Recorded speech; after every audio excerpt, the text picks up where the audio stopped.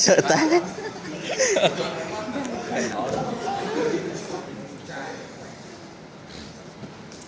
Các bạn làm cái động tác đấy chưa? Anh nhớ một cái là cái tư thế quỳ của anh sai. Anh lại quỳ trên ép người ta, đúng không? Anh lại đặt.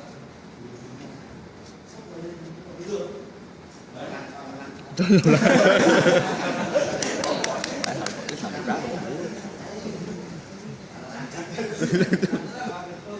Đưa sâu vào.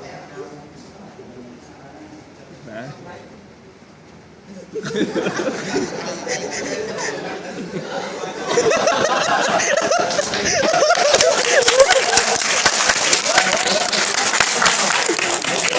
Do nặng quá, nặng quá.